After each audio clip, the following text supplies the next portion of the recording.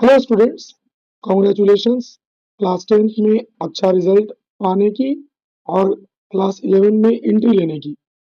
आप ये वीडियो देख रहे हैं, इसका मतलब ये है कि आप साइंस स्ट्रीम से बायो सब्जेक्ट को चूज कर चुके हैं और बायो में 11th क्लास में हम लोगों को टोटल क्या सिलेबस है वो इस वीडियो के अंदर हम लोग उसको डिस्कस करने वाले हैं। ये पूरा का पूरा वीडियो एक इंट्रोडक्शन की तरह रहने वाला है। इस पूरे वीडियो में हम कुछ रिकैप यानी कि पहले से जो बातें जानते हैं उनके बारे में जानने की कोशिश करेंगे और बेसिकली जो क्लास बच्चों का छूट गया है उसको यहाँ पर कवर अप करने की कोशिश की जा रही है। तो 11th क्लास में बायो में टोटल 22 चैप्टर्स हैं। अगर हम डिलीटेड चैप्टर्स को काउंट करते हुए चले तो टोटल 22 चैप्टर्स हैं। बट अगर सीबीएसई के पर्सपेक्टिव से देखें तो हमें केवल और केवल 19 चैप्टर्स, केवल 19 चैप्टर्स ही पढ़ने हैं। बट अगर हम बिहार बोर्ड के पर्सपेक्टिव से देखें तो टोटल आपको 22 चैप्टर्स ही पढ़ने हैं, क्योंकि बिहार बोर्ड के अंदर इंटरनल चॉइसेस भी होती है तो वो डिलीशन को ध्यान में नहीं रख रहा है और सारे चैप्टर्स को हमें पढ़ना पड़ेगा। तो 11th क्लास की बायोलॉजी में मैंने पहला जो चैप्टर चूज किया पढ़ाने के लिए वो सेल चैप्टर है। Cell the fundamental unit of life. आप अगर अपना 11th का बुक खोलेंगे तो चैप्टर नंबर 8 पर आपको मिल जाएगा cell the fundamental unit of life. अब आप में से बहुत लोगों का सवाल हो सकता है कि ये चैप्टर जो है वो फर्स्ट चैप्टर है नहीं, फिर भी हम लोग इसके बारे में बातें कर रहे हैं। ये 8th चैप्टर है बट हम लोग इसको पहले पढ़ रहे हैं, ऐसा क्यों है? तो ऐसा इसलिए है क्योंकि ये चैप्टर आपको आपके 9th क्लास से, आपके पास्ट से थोड़ा जोड़ेगा। इस चैप्टर के बारे में आप ऑलरेडी कुछ बातें जानते हैं, ये चैप्टर आपके लिए बिल्कुल नया नहीं है। ये चैप्टर आपको 9th और 10th से सीनियर क्लास में 11th 12th में लाने में हेल्प करेगा। ये एक ब्रिज की तरह काम करने वाला है और चूंकि बहुत सारी बातें हम लोगों को ऑलरेडी मालूम है तो बहुत सारी चीजों को जानने में हमें ज्यादा इंटरेस्ट आएगा और चीजें और बेहतर तरीके से समझ में भी आएंगी। और केवल बात इतनी ही नहीं है, बात ये भी है कि सेल चैप्टर का नाम ही है फंडामेंटल यूनिट ऑफ लाइफ और आप बायो सब्जेक्ट चूज किए हैं, इसका मतलब ये है कि आप पूरे अपने स्टडी के दौरान आप लाइफ और उससे जुड़ी गतिविधियों के बारे में ही पढ़ने वाले हैं। तो क्यों ना हम ऐसे ही चैप्टर से शुरू करें जो लाइफ का ही फंडामेंटल बेसिस हो, जो लाइफ का आधार हो। हम लोग क्लास 9th में चूंकि ये सब चीजों को जानते हैं इसलिए भी शुरू कर रहे हैं और ये हमारे लाइफ का ही बेसिस है, इसलिए भी इस चैप्टर को हम लोग शुरू कर रहे हैं। अब आप बायो सब्जेक्ट तो लिए हुए हैं, बायो में आपको पता है कि आप लाइफ के बारे में, प्लांट्स और एनिमल्स के बारे में, इस धरती के ऊपर जीवन कैसे आया और जीवन कैसे चल रहा है इसके बारे में सीखते हैं। हम लोग ये समझने की कोशिश करते हैं कि लिविंग और नॉन लिविंग में क्या डिफरेंसेस है। तो बायोलॉजी जो है वो क्या है? लाइफ साइंस है। बायोलॉजी के बारे में कहा ही जाता है कि बायोलॉजी जो है वो क्या है? लाइफ साइंस है। बायो का दूसरा नाम ही है लाइफ साइंस। आप अभी तक तो बायोलॉजी जानते थे बट आगे आप देखिएगा कि बायोलॉजी को हम लोग लाइफ साइंस के नाम से भी जानते हैं, जिसको दो पार्ट में डिवाइड कर दिया जाएगा। फर्स्ट बॉटनी है जहां हम लोग प्लांट की स्टडी करते हैं और सेकंड जो है वो जूलॉजी है जहां हम लोग एनिमल्स के बारे में स्टडी करते हैं। यहाँ आप देख सकते हैं कि बायोलॉजी का मतलब जीवन के बारे में समझना, जिसको दो पार्ट में डिवाइड कर दिया हमने, बॉटनी और जूलॉजी। बॉटनी का मतलब प्लांट्स का स्टडी और जूलॉजी का मतलब एनिमल्स का स्टडी। अगर आपको लिखना है तो आप वीडियो को पॉज करके और नोट्स भी बना सकते हैं। तो हम लोग देख सकते हैं कि इस तरह के एनिमल्स हमारे पास मौजूद हैं। अब दिमाग में कभी ना कभी ये सवाल आता होगा कि ये एनिमल्स जो है ये जिंदा कैसे हैं? आसपास इतनी सारी चीजें मौजूद हैं, उनमें तो जीवन नहीं है। जानवर वो भी बने हैं कार्बन के, नाइट्रोजन के, ऑक्सीजन के, और इन्हीं सारे मटेरियल्स के और भी चीजें हमारे इस अर्थ के ऊपर, हमारे इस इन्वायरमेंट के अंदर मौजूद है। फिर हम लिविंग हैं और ये सब नॉन लिविंग है। ऐसा क्यों हो पा रहा है? ये जानवर सारे लिविंग है और बाकी बहुत सारी चीजें नॉन लिविंग है। ऐसा क्यों हो पा रहा है? आखिर कौन सी वो चीज है जो किसी भी ऑर्गेनिज्म को लिविंग बनाती है? आखिर लिविंग में ऐसा क्या है जो नॉन लिविंग में नहीं है और वो लिविंग और नॉन लिविंग को दोनों को अलग करती है? इस पूरे चैप्टर के अंदर, इस पूरे लेक्चर के अंदर हम लोग इन्हीं कुछ सवालों का जवाब ढूंढने की प्रयास करेंगे। तो हम बात कर रहे हैं भाई कि आखिर हम लोग बने किस चीज के हैं? देखिए, जैसे कि घर जो होते हैं, जो मकान होते हैं, वो बने होते हैं ब्रिक्स के, ईंट के।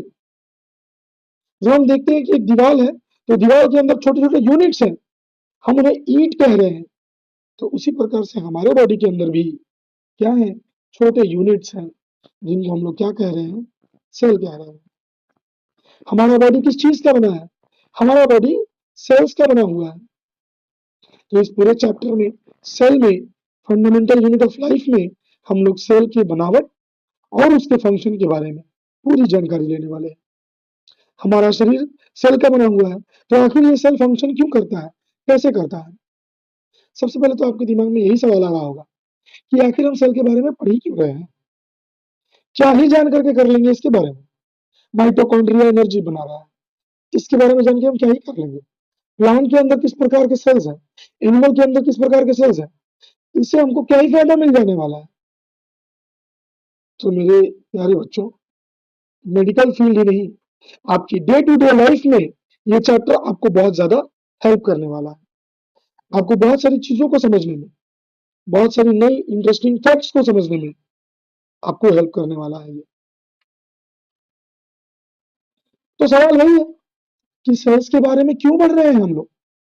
तो देखो भाई, सबसे पहली बात तो यही है कि ये जीवन का आधार है। हम जिंदा कैसे हैं? मैंने सवाल पूछा आपसे कि हम में ऐसा क्या है जो नॉन लिविंग में नहीं है? ऐसा हम में क्या है जो हमको लिविंग बना रहा है और उन्हें नॉन लिविंग बना रहा है? तो हम तो समझ गए भाई कि ये सेल जो है वो जीवन का आधार है, यूनिट है, बेसिस है।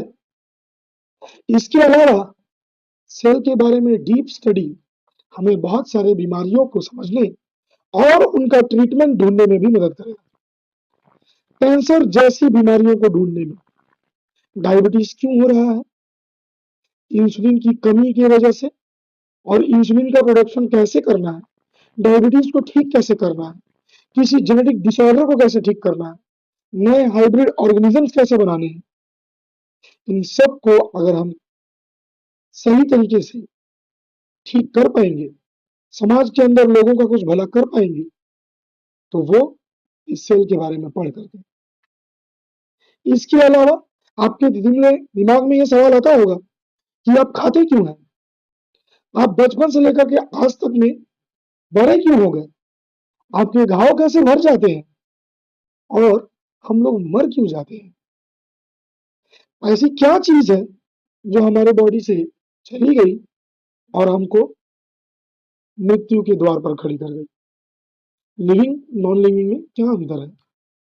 और हम ये भी सीखेंगे कि किसी भी ह्यूमन बीइंग के अंदर और प्लांट्स के अंदर, जानवरों के अंदर, बाकी जानवरों के अंदर, हमने और बाकी जानवरों के अंदर, हमने और पौधों में क्या सिमिलरिटीज है, क्या डिफरेंसेस है भाई? हम मल्टी सेलुलर और ये एक यूनिसेलुलर ऑर्गेनिज्म, तो हमें क्या सिमिलरिटीज है और क्या डिफरेंसेस है भाई? और हम बीमार कैसे पड़ रहे हैं और ये वायरस हम पर अटैक कैसे कर रहा है? इन सब चीजों के बारे में हम इस छोटे से चैप्टर में सीखने वाले हैं। तो चलिए बिना देरी किए हम लोग शुरू करते हैं बात को। एक बड़ी इंटरेस्टिंग फैक्ट मुझे आपको बतानी है। आपके बॉडी में 37.2 ट्रिलियन सेल्स हैं। 37.2 ट्रिलियन सेल्स, इतने सारे सेल्स हैं, लगभग 3 लाख करोड़ से भी ज्यादा। और अगर आपको लगता है कि ये काफी इंटरेस्टिंग फैक्ट है, तो अगली बात तो और ज्यादा आपको इंटरेस्टिंग लगने वाली है क्योंकि इस 37.2 ट्रिलियन सेल्स में से हर सेकेंड 20 मिलियन सेल्स मारे जाते हैं और 25 मिलियन सेल्स मारे जाते हैं और 25 मिलियन सेल्स नए बन जाते हैं। इस ट्रिलियंस ऑफ सेल्स में से 25 मिलियन हर सेकेंड मर रहे हैं और हर सेकेंड बन रहे हैं। यानी जब आप ये वीडियो लेक्चर देख रहे हैं तो आपके बॉडी के अंदर 25 मिलियन सेल्स हर सेकेंड पर मर रहे हैं और हर सेकेंड पर बन रहे हैं। जब मैं ये लेक्चर रिकॉर्ड कर रहा हूं तो मेरे बॉडी के अंदर ये 25 मिलियन सेल्स मर रहे हैं और ये नए 25 मिलियन सेल्स बन रहे हैं। है ना काफी इंटरेस्टिंग। तो चलिए हम लोग इस चैप्टर को शुरू करते हैं। देखिए ये कहानी जो है शुरू होती है एक साइंटिस्ट के हार्ड वर्क से। उनका नाम है रॉबर्ट हुक, जिन्होंने पहली बार सेल को देखा, सेल का डिस्कवरी किया। बट दुर्भाग्यवश देखिए कि रॉबर्ट हुक ने जिस चीज को देखा, पेड़ की छाल में जिस चीज को देखा, वो डेड सेल्स थे। तो रॉबर्ट हुक भले ही पहली बार सेल को डिस्कवर करने वाले पहले इंसान बन जाते हैं, बट अफसोस कि उन्होंने लिविंग सेल नहीं देखा। उन्होंने जो देखा वो डेड सेल्स थे। उसके अंदर साइटोप्लाज्म था ही नहीं और चारों तरफ से केवल और केवल सेल वॉल का जो स्ट्रक्चर है, रॉबर्ट हुक ने केवल और केवल वही देखा। फिर भी रॉबर्ट हुक ने खुद से एक माइक्रोस्कोप बनाया और बहुत सारी चीजों का अध्ययन किया। जो पहली बार उन्होंने सेल देखा वो कुछ इस प्रकार का नजर आता था। आप स्क्रीन पर देख सकते हैं कि ये बिल्कुल खांचे के जैसा है, बिल्कुल ऐसा लगता है जैसे मधुमक्खी के छत्ते के जैसा है। और यही बात रॉबर्ट हुक ने भी कही थी कि ये बिल्कुल हनी कॉम्ब लाइक स्ट्रक्चर है। और उनके दिमाग में एक शब्द आया कि ये तो मोनास्ट्रीज के अंदर जो छोटे छोटे कमरे होते हैं, ये बिल्कुल उनकी तरह नजर आ रहा है। और यहीं से लैटिन शब्द सेल की शुरुआत हो जाती है। यानी कि पहली बार सेल को डिस्कवर करने वाले इंसान रॉबर्ट हुक हो जाते हैं और पहली बार सेल शब्द भी देखने वाले इंसान, सेल शब्द का इस्तेमाल करने वाले इंसान भी रॉबर्ट हुक ही हो जाते हैं। रॉबर्ट हुक ने अपने समय में माइक्रोस्कोप बनाया, बहुत सारी चीजों का अध्ययन किया, जिसको उन्होंने अपनी एक बुक माइक्रोग्राफिया में पब्लिश किया। ये उनकी हार्ड वर्क ही थी जिन्होंने बहुत सारे साइंटिस्ट को प्रेरित किया इस माइक्रोस्कोपिक वर्ल्ड के बारे में जानने के लिए। आप इमेजिन कर सकते हैं कि आपकी आंखों के सामने एक ऐसी दुनिया है जिसे आप अपनी आंखों से देख नहीं सकते हैं। बिना माइक्रोस्कोप के आप उस वर्ल्ड का ऑब्जर्वेशन नहीं कर सकते हैं। तो है ना ये इंसान सिग्निफिकेंट कि भाई पहली बार माइक्रोस्कोप का डिस्कवरी किया इसने और बाकी बहुत सारे साइंटिस्ट के मन में ये इच्छा जगाई कि आखिर आंखों के सामने ये माइक्रोस्कोपिक वर्ल्ड है क्या और ये दिखता कैसा है और हम सेल्स के बने हुए हैं, तो सेल्स काम कैसे करते हैं, इनका स्ट्रक्चर क्या है, इनका फंक्शन क्या है, हम बीमार क्यों पड़ते हैं। ये सारे सवाल साइंटिस्ट के दिमाग में आ रहे थे और वो निकल चले इसका जवाब ढूंढने। आपके भी दिमाग में ये सारे सवाल आने चाहिए, तभी जा करके आप इस चैप्टर के अंदर उनके सवाल ढूंढेंगे और तभी जा करके आपको ये चैप्टर इंटरेस्टिंग लगने वाला है। जैसा कि हम बोले हैं कि अगर आपको कुछ लिखना है, आपको नोट्स बनाना है, तो आप वीडियो को पॉज कर सकते हैं और लिख सकते हैं उसे। आगे चलते हैं हम लोग। तो 1665 में रॉबर्ट हुक ने सेल का डिस्कवरी किया। उन्होंने पेड़ की छाल में, कॉर्क में, अपने हाथों से बने हुए कंपाउंड माइक्रोस्कोप से ऑब्जर्वेशन किया। तो ऑब्जर्वेशन में उन्होंने देखा कि अरे ये तो कुछ हनी कॉम्ब लाइक स्ट्रक्चर है। तो उन्होंने उसका नाम रख दिया सेल और पहली बार अपनी किताब माइक्रोग्राफिया के अंदर उसकी एक डायग्राम को बनाया और सेल शब्द का इस्तेमाल किया। और सेल का मतलब ही होता है लिटिल रूम, छोटा कमरा, ठीक है। बट सबसे ज्यादा सिग्निफिकेंट कोई साइंटिस्ट है तो वो है हमारे एंटोन वैन लीeuwenhoek, क्योंकि इन भाई साहब ने पहली बार लिविंग सेल को देखा पॉन्ड वाटर में।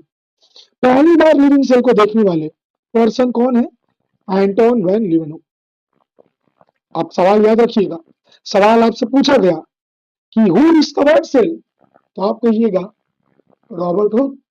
लेकिन सवाल पूछा गया कि who discovered a live cell, जिंदा सेल किसने देखा, तो कहेंगे लीवेनहुक। क्या कहेंगे? लीवेनहुक। हमारा जवाब होगा लीवेनहुक। लीवेनहुक ने क्या बातें कही? लीवेनहुक ने पॉन्ड वाटर के अंदर ऑब्जर्वेशन किया और उसमें उन्होंने देखे छोटे छोटे एनिमल्स, जिन्हें उन्होंने कहा एनिमल क्यूल्स, बट वो एनिमल्स थे नहीं, वो यूनिसेलुलर ऑर्गेनिजम्स थे, जिन्हें आज हम लोग प्रोटिस्टा के नाम से, प्रोटिस्ट के नाम से जानते हैं। जब हम पढ़ाएंगे चैप्टर नंबर 2, तब आप उसमें देखेंगे कि यूनिवर्स के अंदर जितने भी, अर्थ के ऊपर जितने भी जानवर है, ऑर्गेनिज्म है, उनको आप 5 किंगडम्स में डिवाइड करेंगे। ऐसे तो मॉडर्न टाइम में 7 किंगडम क्लासिफिकेशन चल रहा है, बट आप 5 किंगडम क्लासिफिकेशन देखेंगे, मोनेरा, प्रोटिस्टा, फंगी, प्लांटी और एनिमिलिया। सो एनिमिलिया में हमने रख दिया एनिमल, तो प्रोटिस्ट जो है वो एनिमल नहीं है। और लीवेनहुक ने क्या देखा था? प्रोटिस्ट, अमीबा वगैरह कुछ देखा होगा उन्होंने प्लांट वाटर के अंदर। क्या देखा उन्होंने? प्रोटिस्ट, जिसको उन्होंने शुरुआत में एनिमल क्यूल्स यानी कि टीनी एनिमल्स कह दिया। अब चाहते हैं तो वीडियो को पॉज कर लीजिए और इसको कॉपी में नोट डाउन कर लीजिए। ये भी सवाल नोट डाउन कर लीजिएगा कि who discovered cell? Who discovered cell? Robert Hooke. And who discovered live cell? तो एंटोन वैन लीवेनहुक। सवाल ये भी पूछा जा सकता है कि who was the first person to observe cell? तो आप वही again Robert Hooke. Who was the second person to observe cell? तो लीवेनहुक। सवाल ध्यान से सुनिएगा, हम करें who is the second person to observe cell? So Leeuwenhoek. And who is the first person to observe a live cell? जिंदा cell को देखने वाले पहले इंसान कौन है? तो वो ऑब्वियसली लीवेनहुक है। चलिए आगे बढ़ते हैं। फिर न्यूक्लियस की डिस्कवरी, जो कि किसने की? रॉबर्ट ब्राउन ने, प्लांट सेल्स के अंदर लगभग 1831 के अकॉर्डिंग अराउंड। यहाँ देख सकते हैं आप स्क्रीन के ऊपर कि एक सेल है और रॉबर्ट ब्राउन ने देखा कि उसके अंदर एक डार्क कलर का स्फेरिकल बॉडी मौजूद है, जिसको हम लोग क्या कह रहे हैं? न्यूक्लियस कह रहे हैं। सो सेल क्या है? सेल एक फंडामेंटल, स्ट्रक्चरल और फंक्शनल यूनिट है। इसको हम स्ट्रक्चरल और फंक्शनल यूनिट क्यों कह रहे हैं? क्योंकि किसी भी ऑर्गेनिज्म का स्ट्रक्चर कौन देता है? किसी भी ऑर्गेनिज्म को स्ट्रक्चर किसकी वजह से मिल रहा है? सेल के कारण। कोई भी ऑर्गेनिज्म जिंदा क्यों है? सेल के कारण। अमीबा जिंदा क्यों है? सेल के कारण। सेल, एक सेल हर वो काम कर सकता है जो कि जीवन के लिए जरूरी है। अभी ज्यादा समय नहीं हुआ है, क्लास 10th में आपने पढ़ा था लाइफ प्रोसेस। आपने सीखा वहां पे कि जीवन जीने के लिए न्यूट्रिशन की जरूरत है, रेस्पिरेशन की जरूरत है, ट्रांसपोर्टेशन और एक्सक्रीशन की जरूरत है, और ये सारा काम एक सेल करता है, कर सकता है। इसका मतलब कि सेल अकेले लाइफ क्रिएट करने में सक्षम है। अमीबा के अंदर, बैक्टीरिया के अंदर, ट्राइपैनोसोमा के अंदर, प्लाज्मोडियम के अंदर, म्यूजियम के अंदर, लेशमानिया के अंदर, इन सभी के अंदर सिंगल सेल पूरे ऑर्गेनिज्म को स्ट्रक्चर देने के कैपेबल है, और सिंगल सेल लाइफ क्रिएट करने के कैपेबल है। यूनिसेलुलर ऑर्गेनिज्म इंडिपेंडेंट एग्जिस्टेंस रख सकता है, लाइफ के लिए हर इसेंशियल काम कर सकता है, बट आपकी एनसीईआरटी कहती है anything less than a complete structure of a cell does not ensure independent living। Cell से कम कुछ भी हुआ तो वो इंडिपेंडेंटली जिंदा नहीं रहेगा। आप सोचेंगे कि भाई सेल से कम क्या है, तो वो वायरस है। वायरस के पास प्लाज्मा मेम्ब्रेन नहीं होता। वायरस के पास प्लाज्मा मेम्ब्रेन न होने के कारण वायरस जब किसी भी लिविंग बॉडी के बाहर प्रेजेंट रहता है तो नॉन लिविंग, और जब किसी लिविंग बॉडी के अंदर इंटर कर जाता है तो लिविंग की तरह बिहेव करने लग जाता है, रिप्रोड्यूस करने लग जाता है, ग्रो करने लग जाता है। वायरस जब बाहर था, लिविंग के बाहर, होस्ट के बाहर, तो नॉन लिविंग की तरह बिहेव कर रहा है, और लिविंग बॉडी के अंदर आने पे लिविंग की तरह बिहेव कर रहा है। ऐसा क्यों? वायरस खुद लिविंग बाहर क्यों नहीं है? क्योंकि वायरस के पास मेम्ब्रेन नहीं है, वायरस के पास प्लाज्मा मेम्ब्रेन नहीं है। इसलिए तो कह रहे हैं कि anything less than a complete structure of a cell can not ensure independent existence. Cell से कम कुछ भी हुआ तो इंडिपेंडेंटली एग्जिस्ट नहीं करेगा।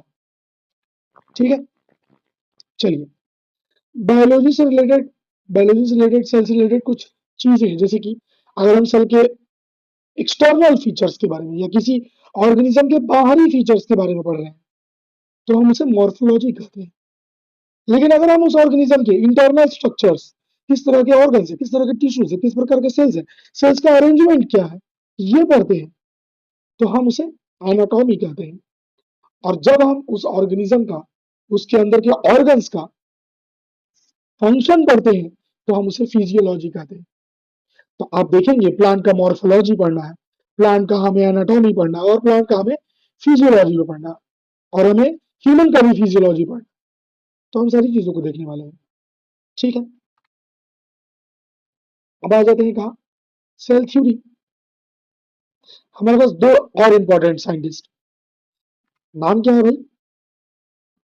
थियोडोर श्वान और मैथियास जैकब श्लिड। अभी नाम बड़ा टेढ़ा है भाई, नाम याद कैसे करें? तो नाम याद करने का सबसे सुटेबल तरीका यही है कि आप फिलहाल बस उनके टाइटल्स याद कर लीजिए। जैसे थियोडोर स्वान नहीं, केवल स्वान। मैथियास जैकब स्लीडन नहीं, केवल स्लीडन। ठीक है, इस तरीके से आपको चीजें याद रखने में आसानी रहेगी। साइंटिस्ट का नाम याद रखना है तो आप केवल और केवल उनके टाइटल्स याद रखिए, जैसे कि एंटोन वैन लीeuwenhoek नहीं, केवल लीeuwenhoek। इस तरीके से आपका काम आसान हो जाएगा। मैं ये नहीं कह रहा हूँ कि आप पूरा नाम याद मत करिए, बट एटलीस्ट फर्स्ट मोमेंट पे आप टाइटल याद कर लीजिए। पता नहीं आपको पूरा नाम कब याद हो, टाइटल तो याद कर सकते हैं, ज्यादा समय भी नहीं लगेगा। खैर, तो सेल थ्योरी इन दो भाई साहब ने दिया, एक जियोलॉजिस्ट है और एक बॉटनिस्ट है, स्वान और स्लीडन, स्लीडन और स्वान, जो भी आप कहिए। तो दोनों ने की कड़ी मेहनत और बहुत तरह के प्लांट्स और एनिमल्स के बारे में कर डाली बहुत सारी स्टडीज। तो दोनों ने मिलकर के ये पता लगाया कि जितने भी एनिमल्स हैं, जितने भी ऑर्गेनिजम्स हैं, प्लांट्स हो या एनिमल्स हो, सारे के सारे किसके बने हैं? सेल्स के, और प्रोडक्ट ऑफ सेल्स, सेल के प्रोडक्ट्स के। दोनों ने मिलकर कहा कि जितने भी लिविंग ऑर्गेनिजम्स हैं वो सारे के सारे सेल्स के बने हैं, ये सेल के प्रोडक्ट के। सेल का प्रोडक्ट से क्या मतलब? सेल क्या प्रोडक्ट बना रहा है जी? सारे ऑर्गेनिज्म सेल के बने हैं और सेल के प्रोडक्ट के बने हैं। सेल क्या प्रोडक्ट बना रहा है? तो सेल प्रोडक्ट बना रहा है, सेल बना रहा है प्रोटीन, कार्बोहाइड्रेट्स, लिपिड्स, फैट्स, एस्टिरॉल्स। इन सब के बारे में आप लोग और आगे डिटेल से समझने वाले हैं। तो सेल थ्योरी में श्वान और स्लीडन ने कहा कि देखिए हमने कर ली बहुत सारी स्टडी और हमने देख लिया सारे प्लांट्स और एनिमल्स को, और कंक्लूजन ये निकल करके आया कि चाहे वो कोई प्लांट हो या एनिमल हो, चाहे वो कोई ऑर्गेनिज्म हो, वो किसका बना है? सेल का। तो क्यों ना हम कह दें कि सेल बेसिक स्ट्रक्चरल यूनिट है लाइफ का। पर दोनों दोस्त, दोनों भाई मिलके बता ही नहीं पाए क्या कि नया सेल कैसे बनता है, नया सेल का फॉर्मेशन कैसे होता है, ये नहीं बता पाए। श्वान भाई साहब ने तो और क्या कह दिया कि सेल नॉन लिविंग थिंग से बन रहा है, सेल नॉन लिविंग थिंग से। उनका कहना था कि नॉन लिविंग से लिविंग बन जाती है। बाद में हमारे पास एक और साइंटिस्ट आते हैं जिनका नाम है रुडोल्फ विर्चो। आप देख सकते हैं कि जितने भी स्किन के ऊपर जितने भी ये ऑर्गेनिजम्स हैं, these all are made up of cells. ये सारे के सारे किसके बने हुए हैं? सेल्स के बने हुए हैं। चाहे वो यूनिसेलुलर ऑर्गेनिज्म हो या वो मल्टी सेलुलर ऑर्गेनिज्म हो, फंगस ही क्यों ना हो, कोई एनिमल ही क्यों ना हो, कोई बैक्टीरिया ही क्यों ना हो, सभी के सभी किसके बने हुए हैं? सेल के बने हुए हैं। तो बच्चों, पहला तो पोस्टुलेट यही हो जाएगा कि all organisms are made up of cells and product of cells. तो अब दूसरे साइंटिस्ट है, हमने क्या बताया, हमने बताया भाई एक लिमिटेशन रह गई, एक कमी रह गई, एक खामी रह गई। नया सेल कैसे बन रहा है ये बता देते भाई, बता ही नहीं पाए, इतनी स्टडी कर ली फिर भी नहीं बता पाए। तब एक साइंटिस्ट आते हैं, नाम है उनका रुडोल्फ विर्चो। इन्होंने कहा कि देख भाई, पहले से जो सेल्स मौजूद हैं, जो सेल पहले से इस अर्थ के ऊपर एग्जिस्ट करती है, वही तो नया सेल का फॉर्मेशन करेंगी। और एक स्टेटमेंट देकर के चले गए लैटिन भाषा में, ऑमनिस सेलुलाe सेलुला। बड़ी फेमस स्टेटमेंट है ये, ऑमनिस सेलुलाe सेलुला, जिसका मतलब ये होता है कि all cells arise from pre existing cells. All cells arise from pre existing cells. उन्होंने क्या कहा, विर्चो ने क्या कह रहा है भाई, विर्चो कह रहा है कि देख भाई, एक सेल है, डिवाइड किया, दो सेल बन गया। बट विर्चो भाई साहब, ठीक है हम ये समझ गए कि ये दो सेल इसके पहले जो सेल्स है उनसे आए, और वो कहां से आए, तो ठीक है चलिए मान लेते हैं आपकी बात कि वो उनसे पहले वाले सेल से है, और वो कहां से है जी, तो वो उसके पहले वाले सेल से, और ऐसे करते करते चले गए पीछे। तो पहला सेल कहां से आया जी, धरती के ऊपर लाइफ कैसे आया जी। तो ये सारा चीज जो है पढ़ना है हमें क्लास 12th में, इवोल्यूशन चैप्टर में। इस पूरे यूनिवर्स का फॉर्मेशन कैसे होता है, अर्थ का फॉर्मेशन कैसे होता है, अर्थ के ऊपर ऑर्गेनिजम्स कैसे आते हैं, शुरुआती ऑर्गेनिजम्स कौन से हैं, डायनासोर्स के बारे में पढ़ने का मौका मिलेगा हमें। फिलहाल सेल थ्योरी का पूरा खांचा क्या है, सेल थ्योरी फाइनल फॉर्म में कुछ इस प्रकार से है कि जितने भी लिविंग ऑर्गेनिजम्स हैं सब सेल और प्रोडक्ट ऑफ सेल्स के बने हैं, और जितने भी सेल्स हैं वो सब पहले से मौजूद सेल से ही आई हैं। पहला पोस्टुलेट कहता है कि all living organisms are composed of cells and product of cells, and second postulate कहता है कि all cells arise from pre existing cell. ठीक है, याद रहेगी आपको सारी बातें। चलिए आगे बढ़ते हैं, नोट्स बनाना है तो मैं बार बार कह रहा हूँ कि आप वीडियो को पॉज कर लें और बना लें। चलिए अभी हम लोग कर लेते हैं ऑर्गेनिज्म का क्लासिफिकेशन। और किस बेसिस पे कर रहे हैं क्लासिफिकेशन, ऑर्गेनिज्म का क्लासिफिकेशन कर रहे हैं सेल के नंबर के बेसिस पे। यूनिसेलुलर ऑर्गेनिज्म है कि मल्टी सेलुलर, अब ये चीज तो सबको पता है। यूनिसेलुलर का मतलब ही होता है ऐसे ऑर्गेनिज्म जो कि एक सेल के बने हो, और मल्टी सेलुलर का मतलब होता है ऐसे ऑर्गेनिज्म जो कि एक से ज्यादा सेल से बने हो। यूनि मतलब सिंगल सेल और मल्टी मतलब मेनी सेल्स। तो पूरी बात क्या है, यूनिसेलुलर ऑर्गेनिज्म कौन, जो कि सिंगल सेल से बना हो, और मल्टी सेलुलर जो एक से अधिक सेल। पूरी बात क्या है, बात यही है कि ऑर्गेनिज्म जो केवल और केवल एक सेल का बना हो वो हमारा यूनिसेलुलर ऑर्गेनिज्म है। अब देख सकते हैं कि यूनिसेलुलर ऑर्गेनिज्म में एक ही सेल पूरे ऑर्गेनिज्म का फॉर्मेशन कर रहा है, स्ट्रक्चर भी दे दे रहा है, फंक्शन भी दे दे रहा है। यानी कि हम समझ रहे हैं कि एक सेल के अंदर बहुत तरह के कंपोनेंट्स हैं जो कि सर्वाइवल में हेल्प कर रहे हैं, सर्वाइवल के लिए जरूरी है। वो उन्हें हम क्या बोलते हैं, उन्हें हम सेल ऑर्गेनेल्स बोलते हैं। सेल के अंदर जो कंपोनेंट जो कि सेल का मदद कर रहे हैं, सेल ऑर्गेनेल्स कहते हैं। बड़ी बड़ी अद्भुत सी बात है। यूनिसेलुलर ऑर्गेनिज्म में अगर वो सेल मर गया तो पूरे ऑर्गेनिज्म का ही डेथ हो जाएगा ना। अगर वो सेल या उस सेल का कोई मेजर कंपोनेंट डैमेज कर जाता है तो पूरा ऑर्गेनिज्म ही मर गया। ऐसा हमारे बॉडी के अंदर तो नहीं है। हमारे बॉडी के अंदर मल्टी सेलुलर के अंदर अगर 50-100 सेल मर जाते हैं तो क्या हमारा डेथ हो जाता है, बिल्कुल नहीं। बॉडी के अंदर अभी भी तो समझे कि 25 मिलियन सेल्स मर रहे हैं। कोई फर्क पड़ रहा है हमें हमारे लाइफ के बारे में, हमारे फंक्शन, हमारे फिजियोलॉजी पे कोई फर्क पड़ रहा है, कोई असर दिख रहा है, बिल्कुल नहीं। तो यूनिसेलुलर ऑर्गेनिज्म में ये एक प्रॉब्लम है भाई कि अगर वो सेल मरा या उस सेल का कोई मेजर कंपोनेंट डैमेज किया तो पूरा ऑर्गेनिज्म गया। बट मल्टी सेलुलर ऑर्गेनिज्म में ऐसा नहीं है।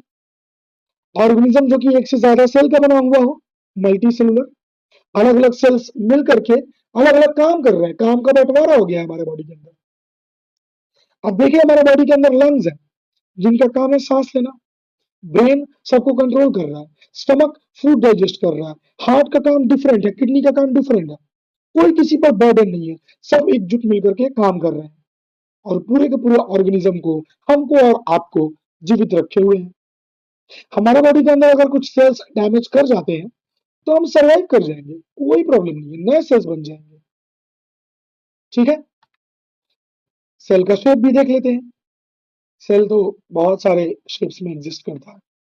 आप अपनी स्क्रीन पर देख सकते हैं कि nerve cell, muscle cells, blood cells, sperm ovum, और मसल सेल्स में कुछ लॉन्ग मसल सेल्स है, कुछ स्मूथ मसल सेल्स है, कुछ। तो सेल का जो शेप है वो रेगुलर भी हो सकता है, फिक्स शेप हो सकता है, या इरेगुलर शेप भी हो सकता है। जैसे अमीबा ही देख लीजिए, इरेगुलर शेप है। और आपकी एनसीईआरटी ये स्पष्ट कह रही है कि सेल का जो शेप है वो उस सेल के फंक्शन पर निर्भर करता है। सेल का जैसा फंक्शन वैसा ही उसका शेप। तो हमारे पास क्या क्या शेप्स अवेलेबल है? तो cell spherical, cuboidal, rod shape, disc shape, spindle shape हो सकता है।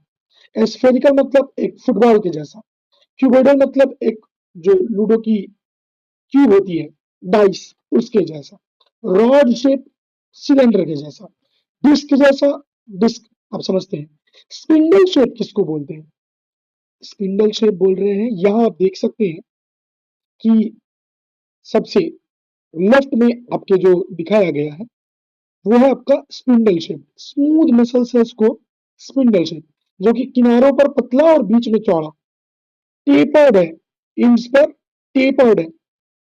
एग्जाम्पल भी दे रखा है कि स्फेरिकल है डब्ल्यूबीसी, क्यूबॉइडल है किडनी के टिब्यूल्स, रॉड शेप के हमारे मसल सेल्स हो गए, डिस्क जैसा हमारा आरबीसी हो गया, और स्पिंडल जैसे हमारे स्मूथ मसल सेल्स हो गए। आगे चलते हम लोग। सेल का साइज, सेल का साइज भी अलग अलग ऑर्गेनिज्म में अलग अलग है। आपसे एक सवाल करते हैं, आप बताइए, हाथी में बड़े सेल्स मिलेंगे या चींटी में? सोचिए, हाथियों में सेल्स का आकार बड़ा रहेगा या चींटियों में? आपका जवाब है शायद हाथियों में। तो अफसोस, गलत सोच रहे हैं आप। हाथी और चींटी में सेल का आकार बड़ा छोटा नहीं है, सेल का नंबर की बात है वहां। एलिफेंट के अंदर सेल का नंबर ज्यादा है और एंड्स में नंबर कम है। तो सेल जो है, ठीक है, वो अलग अलग ऑर्गेनिज्म में अलग अलग शेप का, साइज का मिलेगा, बट ऑलमोस्ट दो सेम ही है। और सेल का साइज मेजर किस में करेंगे? किलोमीटर, इंच, सेंटीमीटर, मीटर, क्या में? तो माइक्रोमीटर्स और नैनोमीटर्स में। माइक्रोमीटर्स को हम लोग म्यू एम भी कहते हैं और नैनोमीटर्स को हम लोग एन एम भी कहते हैं। म्यू एम और एन एम। ठीक है, यहाँ आप देख सकते हैं अलग अलग रिलेशन। एक मिलीमीटर में 1000 म्यू मीटर्स होते हैं, एक म्यू मीटर में 10⁻⁻6 मीटर्स होते हैं, एक नैनोमीटर में 10⁻⁹ मीटर्स होते हैं, और एक एंगस्ट्रम, ए के ऊपर एक छोटा सा डिग्री का जीरो का निशान बनाया हुआ है, उसे हम एंगस्ट्रम पढ़ते हैं। तो 10⁻10 मीटर है, यानी कि एक म्यू मीटर में कितना हो जाएगा भाई? 1000 नैनोमीटर। तो हम लोग सेल का जो आकार है वो म्यू मीटर में, माइक्रोमीटर में नापने वाले हैं। अब सवाल आया दिमाग में, म्यू का है क्या है जी? तो बच्चे मेरे, म्यू जो है वह ग्रीक लेटर है। अब ये ग्रीक लेटर, हाँ जी ग्रीक लेटर, आप तो बहुत सारे ग्रीक लेटर्स के बारे में जानते भी हैं। आइए कुछ ग्रीक लेटर्स देखते हैं हम लोग। यहाँ आपके स्क्रीन के ऊपर बहुत सारे ग्रीक लेटर्स आपको नजर आ रहे हैं, अल्फा, बीटा, गामा, डेल्टा। इसको देखिए और बताइए कि इसमें से आपको कितने ग्रीक लेटर्स के बारे में पता है। 10th क्लास तक में आपने पढ़ के आ रखा, तो मुझे लगता है कि इतने तो ग्रीक लेटर्स आप जानते ही होंगे।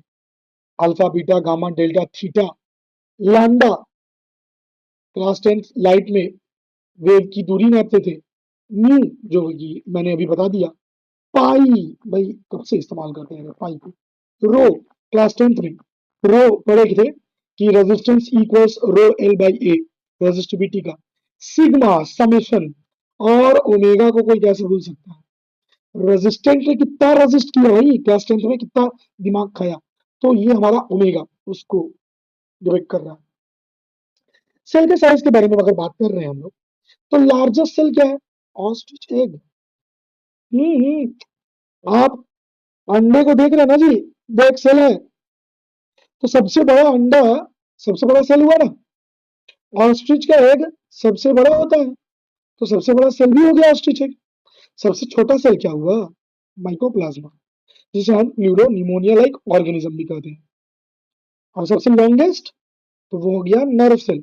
सी, largest and longest are different. Largest means size में बड़ा, लॉन्गेस्ट मीन्स लंबाई, उसकी लेंथ ज्यादा होनी चाहिए।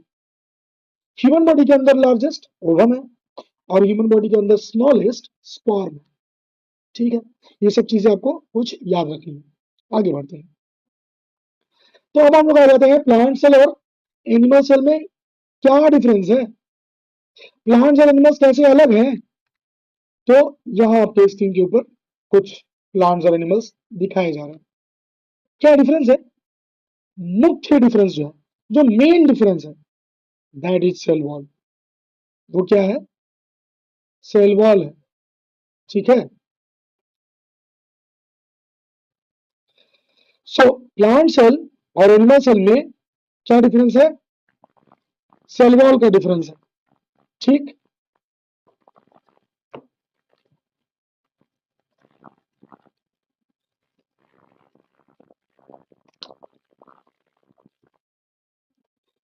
प्लांट सेल और एनिमल सेल के बीच क्या चीज का डिफरेंस है, सेल वॉल। प्लांट सेल के पास सेल वॉल है और एनिमल के पास नहीं है। प्लांट सेल्स के पास सेल वॉल है और एनिमल के पास नहीं है ये। ठीक है, और भी बहुत सारी डिफरेंसेस है, उनको हम लोग देख लेते हैं। तो फीचर क्या है सेल वॉल, प्लांट सेल में है एनिमल में नहीं है। प्लांट में सेल वॉल सेल्यूलोज का बना है और रिजिड और फिक्स शेप दे रहा है, बट एनिमल सेल्स जो है उनमें सेल वॉल नहीं है, इरेगुलर शेप का है और फ्लेक्सिबल भी है। साइज की बात कर ले तो प्लांट सेल्स जनरली बड़े होते हैं, एनिमल सेल्स छोटे होते हैं। शेप की बात कर ले तो प्लांट सेल्स का शेप फिक्स है, जबकि एनिमल सेल्स का जो शेप है वो इरेगुलर है, राउंड है। प्लास्टिड्स प्लांट में मिलेंगे, एनिमल में नहीं मिलेंगे। प्लास्टिड्स यानी कि क्लोरोप्लास्ट, जो कि फोटोसिंथेसिस करता है, प्लांट में मिलेगा, एनिमल में नहीं मिलेगा। वैक्यूल प्लांट में मिलेगा, लार्ज सेंट्रल परमानेंट वैक्यूल मिलेगा, वाटर स्टोर करेगा, न्यूट्रिएंट स्टोर करेगा, 50 to 90% स्पेस को कवर अप कर लेगा। बट वही एनिमल में छोटे वैक्यूल्स मिलेंगे, टेम्पररी वैक्यूल्स मिलेंगे, 5 से 10% ही स्पेस को कवर करेंगे। ठीक है, प्लांट में वैक्यूल्स मिल रहे हैं और एनिमल में नहीं मिल रहे हैं। फिर न्यूक्लियस का पोजीशन, प्लांट के अंदर न्यूक्लियस जो है तो साइड में चला जाता है, क्योंकि वैक्यूली इतना बड़ा है, वैक्यूली बहुत जगह घेर रहे हैं, तो न्यूक्लियस को थोड़ा साइड में रखना पड़ता है, किसमें, प्लांट में। बट एनिमल में वो एकदम सेंटर में। ठीक है, सेल मेम्ब्रेन दोनों में प्रेजेंट रहेगा, बल्कि और एनिमल में सेल मेम्ब्रेन आउटर मोस्ट है, बट प्लांट में आउटर मोस्ट नहीं है, सेल वॉल के बाद है। ठीक है, बट हाँ, प्लांट के अंदर सेल वॉल नॉन लिविंग है और सेल मेम्ब्रेन लिविंग है। ओके, सेंट्रियोल्स भी आपको एनिमल्स में मिलेंगे और प्लांट्स में नहीं मिलेंगे। ठीक है, पूरी बात क्या हो गई, पूरी बात हो गई कि सेल वॉल प्लांट में मिलेगा, एनिमल में नहीं मिलेगा। साइज प्लांट का बड़ा, एनिमल का छोटा। शेप प्लांट का फिक्स, एनिमल का नहीं है। प्लास्टिड प्लांट में मिलेगा, एनिमल में नहीं मिलेगा। बात हो गई कि वैक्यूल्स प्लांट में मिलेंगे, एनिमल में नहीं मिलेंगे। न्यूक्लियस की बात करें तो प्लांट में एक साइड में है, एनिमल में सेंटर में। सेल मेम्ब्रेन की बात करें तो प्लांट में मिलेगा, एनिमल में भी मिलेगा। प्लांट में सेल वॉल के नीचे और एनिमल में सबसे बाहर। सेंट्रियोल की बात करें तो एनिमल में मिलेगा, प्लांट में नहीं मिलेगा। ये है पूरी बात। ठीक है, आगे चलते हैं। अभी प्रोकैरियोट यूकैरियोटिक सेल क्या है, प्रोकैरियोट किसे कह रहे हैं और यूकैरियोट किसे कह रहे हैं, डिफरेंस क्या है दोनों में। तो यहाँ पर हम लोग डिफरेंस को देख लेते हैं। आप स्क्रीन के ऊपर देख सकते हैं न्यूक्लियर मेम्ब्रेन का प्रेजेंस किसी भी सेल को क्या बना रहा है, यूकैरियोटिक सेल बना रहा है। वही सबसे सिग्निफिकेंट चीज है। किसी भी सेल के अंदर अगर आपको न्यूक्लियस देखने को मिल गया, अगर आपको न्यूक्लियर मेम्ब्रेन देखने को मिल गया, तो आप सीधे सीधे कह देंगे कि वो क्या है, तो एक यूकैरियोटिक सेल है। अगर नहीं मिल रहा मतलब प्रोकैरियोटिक सेल है। तो कौन है प्रोकैरियोट्स? तो आपके बुक में सीधे कह रहा है कि किंगडम मोनेरा जो है उसमें सारे के सारे ऑर्गेनिजम्स प्रोकैरियोट्स है, और सारे के सारे किंगडम मोनेरा के अंदर जितने भी हैं सब हैं बैक्टीरिया। इसका मतलब एकदम सिंपल है कि सारे बैक्टीरिया प्रोकैरियोट्स हैं। किंगडम मोनेरा में सारे प्रोकैरियोट्स और किंगडम मोनेरा में सारे बैक्टीरिया। तो ये तो एलएचएस आरएचएस इक्वल वाली बात हो गई ना, कि सारे प्रोकैरियोट्स सारे बैक्टीरिया है, सारे बैक्टीरिया प्रोकैरियोट्स है, सिंपल सी बात है। बैक्टीरिया को छोड़कर माइकोप्लाज्मा और बैक्टीरिया को छोड़ के और कोई दूसरा सेल जो है, कोई दूसरा ऑर्गेनिज्म जो है वो प्रोकैरियोट नहीं है। तो एकदम कंफ्यूजन में रहना ही नहीं है, एकदम मामला अपने को क्लियर रखना है कि सारे बैक्टीरिया ही क्या है, प्रोकैरियोट्स, दैट्स इट। तो क्या डिफरेंस है दोनों में, आते देखते हैं। पहले तो प्रोकैरियोट में प्रो का मतलब ही है बिफोर, प्रिमिटिव, पुराना, ओल्ड, ठीक है। कैरियन, कैरियन से बहुत सुनने को मिलेगा, जैसे कि कैरियोकाइनेसिस, कैरियोलिम्फ, बहुत सारे शब्द आप लोगों को सुनने को मिलेंगे, ठीक है। खैर बात करते हैं हम लोग, जैसे हम लोग आगे के चैप्टर्स में देखेंगे। तो प्रोकैरियोट में प्रो का मतलब ही हो गया बिफोर, ओल्ड, प्रिमिटिव, और कैरियन मतलब न्यूक्लियस। तो एक ऐसा न्यूक्लियस है जो पुराना टाइप का है, ओल्ड फैशन है, ठीक है। जबकि यूकैरियोट में यू शब्द का मतलब ही होता है ट्रू, न्यू, ठीक है। और कैरियन का मतलब तो हम अभी आपको बता दिए कि न्यूक्लियस। तो सिंपली प्रोकैरियोट्स में आपको न्यूक्लियस देखने को नहीं मिलता है, और यूकैरियोट्स में नए तरह का एकदम मॉडर्न टाइप का well developed fully functional nucleus देखने को मिलता है, ठीक है। बात क्लियर है, बात आगे बढ़े। तो न्यूक्लियस प्रोकैरियोट में नहीं मिल रहा, यूकैरियोट में मिल रहा। न्यूक्लियर मेम्ब्रेन प्रोकैरियोट में नहीं मिल रहा, यूकैरियोट में मिल रहा। क्रोमाटिन, क्रोमाटिन अब देखिए, सेल के अंदर हमारे पास है क्रोमाटिन मटेरियल, जेनेटिक मटेरियल। तो यूकैरियोट में जेनेटिक मटेरियल तो गिर गया, किससे गिर गया, न्यूक्लियर मेम्ब्रेन से गिर गया। प्रोकैरियोट में चूंकि न्यूक्लियर मेम्ब्रेन है ही नहीं, तो क्रोमोसोम हो गया नेकेड यहाँ, ठीक है। यहाँ पे क्रोमोसोम हो गया नेकेड। सो क्रोमाटिन मटेरियल दोनों जगह प्रेजेंट, दोनों जगह, बट प्रोकैरियोट में नेकेड है, न्यूक्लियर मेम्ब्रेन ही नहीं है। और यूकैरियोट में घिरा हुआ है, किससे घिरा हुआ है, न्यूक्लियर मेम्ब्रेन से। मैंने पहले ही कर दिया कि न्यूक्लियर मेम्ब्रेन ही सिग्निफिकेंट है। प्रोकैरियोट में न्यूक्लियर मेम्ब्रेन नहीं, एनिमल में हाँ मिल रहा। न्यूक्लियर रीजन प्रोकैरियोट में वेल डिफाइंड नहीं है, और यूकैरियोट में वेल डिफाइंड है, मतलब फिक्स है कि भाई इतने दूर में ही न्यूक्लियस रहने वाला है, ये मेम्ब्रेन है इतने दूर में न्यूक्लियस रहने वाला। प्रोकैरियोट में ये चीज फिक्स नहीं है, वेल डिफाइंड नहीं है। और जब न्यूक्लियस वेल डिफाइंड नहीं होता, न्यूक्लियर रीजन वेल डिफाइंड नहीं होता, तो हम लोग उसको न्यूक्लियोइड कह देते हैं।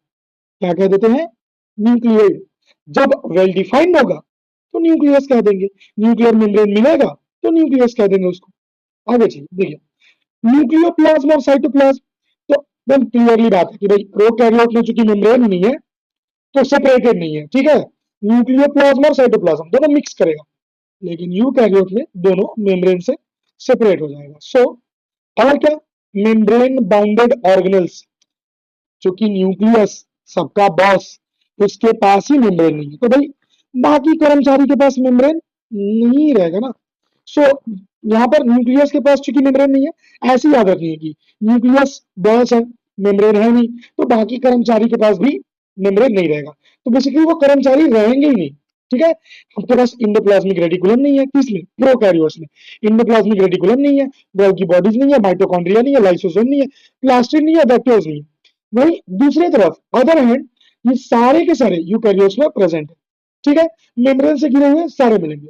हाँ, नॉन मेम्ब्रेन कौन है, नॉन मेम्ब्रेन राइबोसोम है, तो राइबोसोम दोनों जगह मिलेगा, ठीक है। राइबोसोम दोनों जगह मिलेगा, केवल और केवल राइबोसोम दोनों जगह मिलेगा।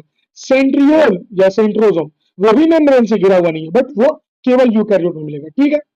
सो राइबोसोम दोनों जगह बट अगेन यहाँ पर राइबोसोम में साइज का अंतर है।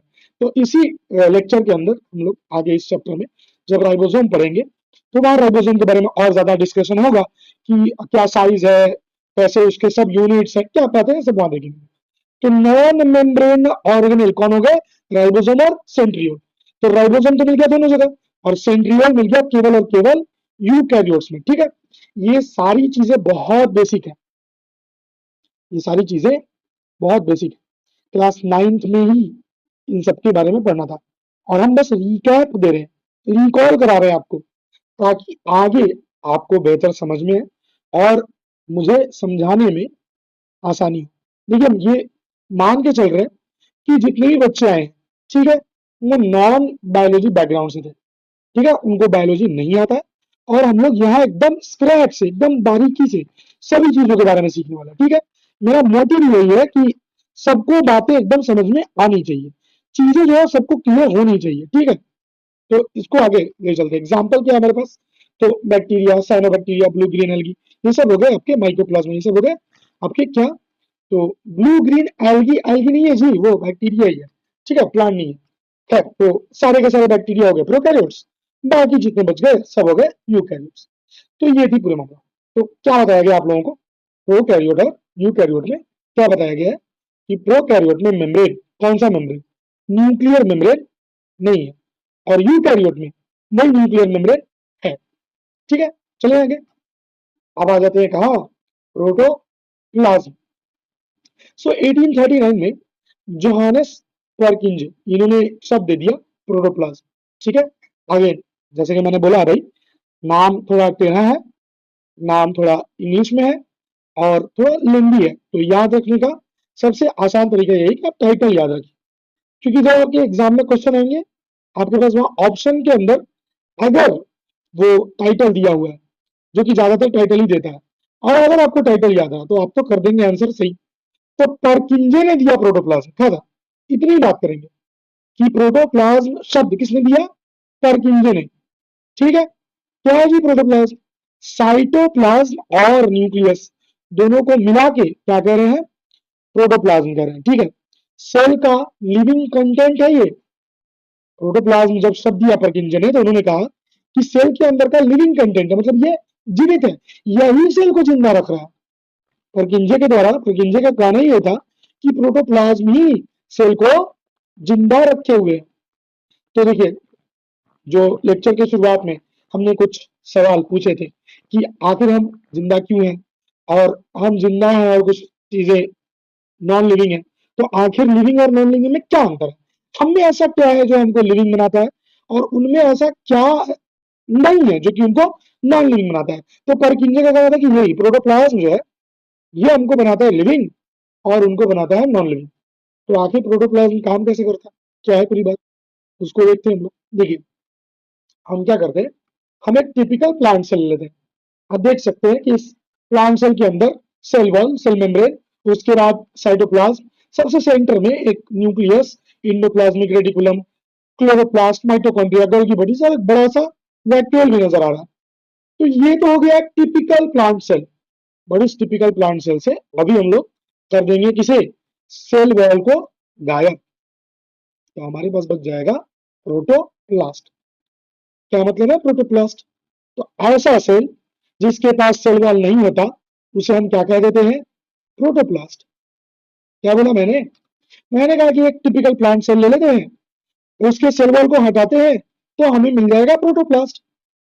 जब आप बायोटेक्नोलॉजी में जाएंगे तो प्रोटोप्लास्ट का बहुत काम पड़ता है वहां पे। ठीक है, खैर, तो यहाँ पे सेल वॉल हटाया और मिल गया प्रोटोप्लास्ट। अब आपके दिमाग में आया सवाल कि सर जी ये तो एनिमल सेल के पास भी सेल वॉल नहीं है, तो क्या एनिमल सेल भी प्रोटोप्लास्ट हो गया? कह सकते हैं। हम ये कह सकते हैं कि सारे एनिमल सेल्स प्रोटोप्लास्ट हैं, लेकिन सारे प्रोटोप्लास्ट एनिमल नहीं होंगे। बात समझ रहे हैं हम क्या करना चाहते हैं? एनिमल्स, सारे एनिमल्स, क्योंकि सारे एनिमल्स के पास सेल वॉल नहीं है तो वो हो गए प्रोटोप्लास्ट। लेकिन प्रोटोप्लास्ट के पास तो मे भी हो सकता है ना कि पहले से सेल वॉल हो, हमने हटा दिया, तो वो कहला रहा है प्रोटोप्लास्ट। तो सारे के सारे एनिमल सेल्स प्रोटोप्लास्ट है, बट सारे के सारे प्रोटोप्लास्ट एनिमल सेल्स नहीं है। अब क्या हटा दिया हमने? हमने हटा दिया सेल मेम्ब्रेन, हमारे पास सेल मेम्ब्रेन है, सेल वॉल हटाया ना हमने तो प्रोटोप्लास्ट, और सेल मेम्ब्रेन हटाया तो प्रोटोप्लाज्म। क्या है प्रोटोप्लाज्म? तो न्यूक्लियस और साइटोप्लाज्म दोनों को मिला के हम कहेंगे प्रोटोप्लाज्म, और न्यूक्लियस को हटा दूं तो साइटोप्लाज्म, और साइटोप्लाज्म के अंदर ये जितने भी ऑर्गेनेल नजर आ रहे हैं, इंडोप्लाज्मिक रेटिकुलम, वैक्यूल्स और ये सब कुछ, इन्हें हटा दूं तो हमें मिल जाएगा एक लिक्विड का बेस, जिसे हम कह रहे हैं साइटोसोल। क्या कह रहे हैं? साइटोसोल। तो पूरी बात क्या की गई? पूरी बात ये की गई कि प्लांट सेल के पास से सेल वॉल हटाइए तो प्रोटोप्लास्ट, सेल मेम्ब्रेन हटाइए तो प्रोटोप्लाज्म, न्यूक्लियस हटाइए तो साइटोप्लाज्म, साइटोप्लाज्मिक ऑर्गेनेल हटाइए तो साइटोसोल। तो क्या है मामला कि एक प्लांट सेल हमारे पास, सेल वॉल को हटाया तो मिल गया प्रोटोप्लास्ट, सेल मेम्ब्रेन को हटाया तो मिल गया प्रोटोप्लाज्म, न्यूक्लियस को हटाया तो मिल गया साइटोप्लाज्म, और साइटोप्लाज्म के अंदर साइटोप्लाज्मिक ऑर्गेनेल्स को हटाया तो मिल गया साइटोसोल। अगेन लिखना चाहते हैं तो पॉज कर सकते हैं और लिख सकते हैं इसको। तो हम लोग आगे बढ़ते हैं यहाँ से, ठीक है। हम लोग चलते हैं किधर? Cytoplasmic organelle. ये फ्लो चार्ट केवल हमने इसमें यहाँ पर एक सेल के कंपोनेंट को बांटा नहीं, बल्कि मैंने आपको नए नए टॉपिक्स पकड़ा दिए। अब बात जब होगी तो हम सेल मेम्ब्रेन के बारे में पढ़ेंगे, फिर हम सेल वॉल के बारे में पढ़ेंगे, फिर हम न्यूक्लियस के बारे में पढ़ेंगे, उन सारे साइटोप्लाज्मिक ऑर्गेनेल के बारे में पढ़ेंगे, और सारी बातें होने वाली है यहाँ पे, ठीक है। तो साइटोप्लाज्मिक ऑर्गेनेल के बारे में आ जाते हैं। साइटोप्लाज्मिक ऑर्गेनेल दो तरह के हो सकते हैं, या तो मेम्ब्रेन मिलेगा या नहीं मिलेगा। अभी तो पीछे बात की है कि राइबोसोम के पास नहीं है, तो साइटोप्लाज्मिक ऑर्गेनेल जो कि साइटोप्लाज्म का हिस्सा है, या तो मेम्ब्रेन मिलेगा या मेम्ब्रेन नहीं मिलेगा। तो कौन कौन से हैं जी जिसमें कि मेम्ब्रेन नहीं मिलेगा? तो वो होंगे राइबोसोम और सेंट्रोसोम, सेंट्रियोल, ठीक है। हमने इसको 1 और 2 नंबर दे दिया क्योंकि ये आगे हमारा टॉपिक बन जाएगा, ठीक है। मेम्ब्रेन प्रेजेंट है यहाँ पे। अगर मेम्ब्रेन प्रेजेंट है तो अगेन या तो मेम्ब्रेन सिंगल लेयर या मेम्ब्रेन का डबल लेयर। सबसे पहले क्या हुआ कि या तो मेम्ब्रेन नहीं रहेगा या रहेगा, और अगर है तो या तो सिंगल लेयर या डबल लेयर। तो सिंगल लेयर में आ गया हमारे पास endoplasmic reticulum, Golgi body, lysosome, vacuole, peroxisome, और डबल लेयर में आ गया हमारे पास माइटोकॉन्ड्रिया और प्लास्टिड्स, ठीक है। So endoplasmic reticulum, Golgi body, lysosome और वैक्यूल, चारों को मिला के हम लोग इंडो मेम्ब्रेन सिस्टम बोलते हैं। क्या बोलते हैं? Indo membrane system. 2022 के नीट के एग्जाम में आया हुआ क्वेश्चन था। सवाल पूछा गया था कि इनमें से कौन सा इंडो मेम्ब्रेन सिस्टम का हिस्सा नहीं है, ठीक है, नहीं है। तो आप केवल इतना याद रखिए कि कौन कौन उसका हिस्सा है, तो आप आराम से जवाब दे दीजिएगा। तो endoplasmic reticulum, Golgi body, lysosome, vacuole, ये सारे के सारे endoplasmic sorry Indo membrane system का हिस्सा है, और बाकी जितने के नाम ले रहे हैं हम वो नहीं है। सेल क्या है? There is cell. तो ये तो सारी बातें होंगी, और नेक्स्ट लेक्चर में हम लोग प्लाज्मा मेम्ब्रेन से शुरू करेंगे। ये एक बेसिक जो बच्चों का छूटा हुआ था बैकअप वगैरह जिनको देना था, तो ये पूरा बैकअप उसको दे दिया गया। जितना आप लोगों का छूटा हुआ था वो सारा चीज बता दिया गया। प्लाज्मा मेम्ब्रेन सेल वॉल जो छूटा हुआ, तो आगे के लेक्चर्स में आप लोगों को वो सारी चीजें बताई जाएंगी। तो एनसीईआरटी में ये सारी बातें कैसे कर रहा है, ठीक है, जो आपको पढ़ाया गया है। अब आप जाकर के जब एनसीईआरटी का आप रीडिंग करेंगे तो आपको बेहतर तरीके से चीजें समझ में आएंगी, ठीक है। अब इस वीडियो को वापस पीछे करिए और वापस एक बार इसको देख लीजिए। जो बातें समझ में नहीं आती है तो ऑफलाइन क्लासेस जब चलती है तो आप वहां पूछ सकते हैं, या कमेंट सेक्शन में भी पूछ सकते हैं, वहां पर आपको जवाब दे देंगे, या कोई सेपरेट से वीडियो बना देंगे उसका, ठीक है। तो एनसीईआरटी में ये सारी बातें कैसे हैं?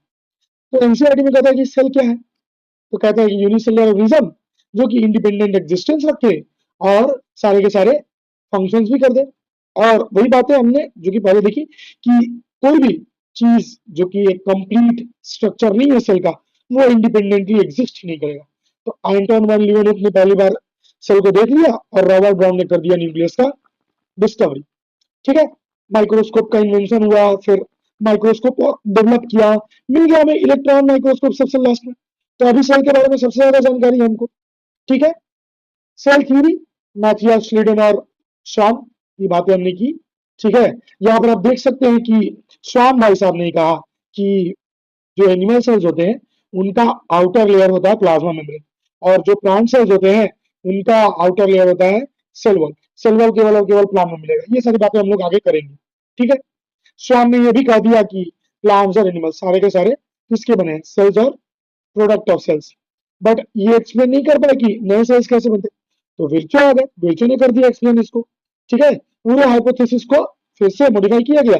फाइनल शेप में यह दिया गया कि जितने भी लिविंग ऑर्गेनिजम्स हैं सब सेल्स के और सेल के प्रोडक्ट के बने हुए। ठीक है, और सेकंड पोस्टुलेट बड़ा इंपॉर्टेंट कि सारे के सारे सेल्स जो है प्री एग्जिस्टिंग सेल से आए हैं। ठीक है, ये तो आपकी एनसीईआरटी में है इसकी बात।